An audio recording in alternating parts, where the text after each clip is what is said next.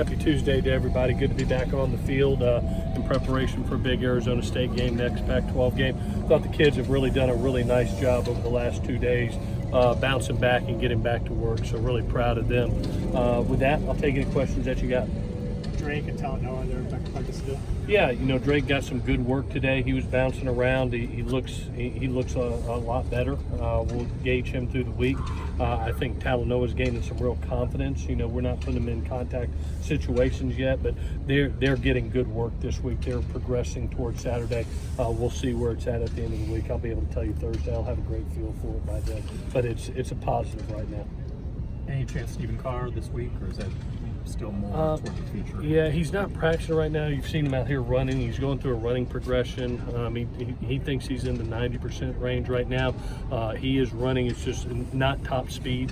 I think one of the great things that our people do is the GPS system, where their top speed and what that actually is, and being able to gauge it. He's not quite there yet. We are going through the week, and he's working really hard to get back. If it's not this week, it probably will be next.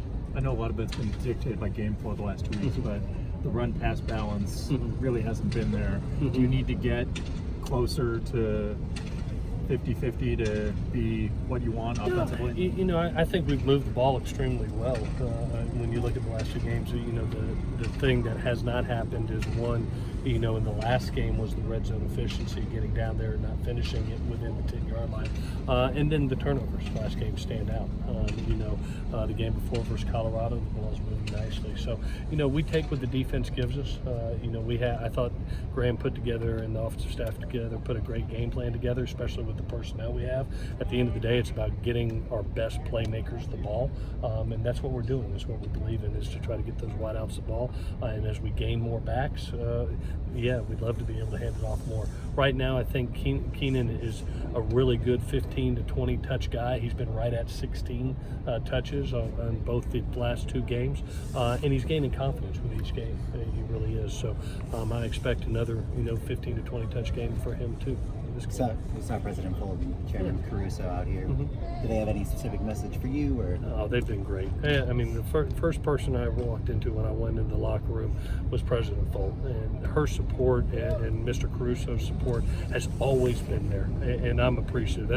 That's one of the great things about being part of the Trojan family. It's obviously this is a production-based business, and you want wins, but those people have always been great to me, and most importantly, they've always been great to our student athletes, and that's what I'm appreciative for. Is this community around here takes care of those young men on the field, and to see them out here today supporting this team and this staff meant a lot to us. So I'm very appreciative of that.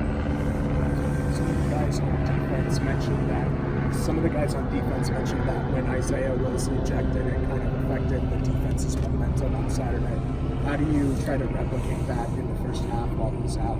Well, I thought the first 3 drives we played maybe our best defensive ball of the year when you go back and look at it, and Zay was playing at a really high level. I thought he had a chip on his shoulder. He did not have his best game versus Colorado, and I thought he came out with hair on fire. And we need that from him again. What a great opportunity for him. He gets to go home this week and play in front of his family and bring that same energy and that same enthusiasm and that same production to the table. And we do. We feed off that type of guy. To have him back, to have possibly a Talanoa back, a Drake Jackson. Those type of players give you tremendous hope, and it does. It lifts your spirits to be even deeper. Drake Jackson was a down-to-the-wire recruitment. I know Arizona State was a major contender in that one too. What do you remember from when that was unfolding that day? I just remember how important being a Trojan was to him and his family. I remember his dad saying that as soon as he came out of the womb, he said that's going to be an outside linebacker at USC.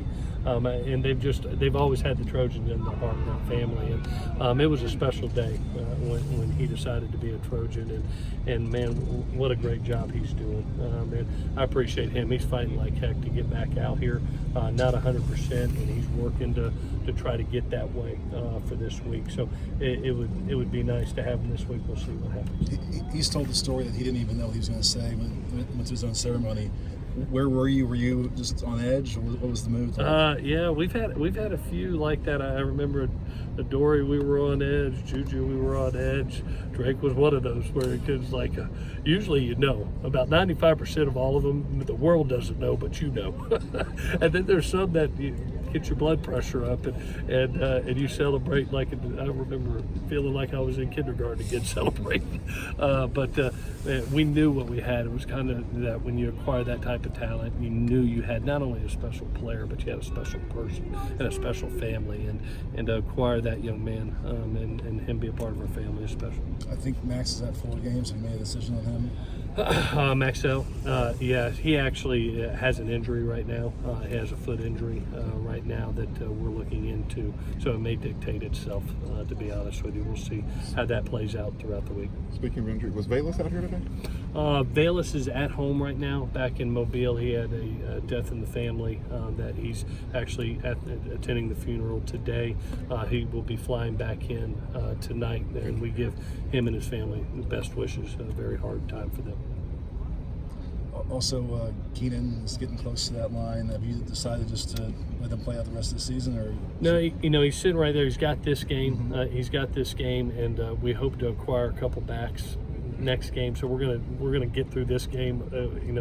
We're throwing everything but the kitchen sink to get a big win this weekend, and then we're going to address that next week. We're going to see where we are with the other 2 backs. It'd be great, possibly to get a Stephen Carr back and see where Vavai is, and hopefully be able to save it. If not, then we'll have to look to the future for that.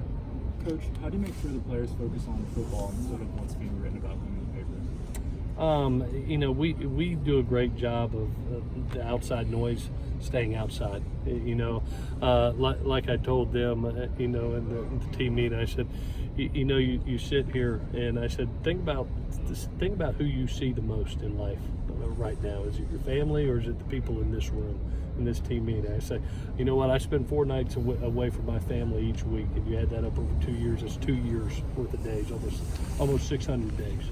This is our family right here. So let's focus on us. Let's focus on nothing that's outside but us right here, right now, in this moment for 3 weeks, because this 3 weeks, dictates our season.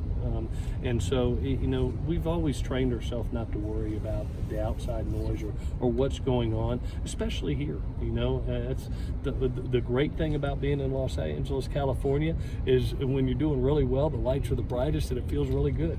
And when you lose a game, it doesn't feel good. But that's part of being part of big time football. That's why you come to USC, is to be a part of the bright lights and be a part of the talk of everything. So we take the good with the bad. Let's do one more. Anyone? All righty, guys. Thank you.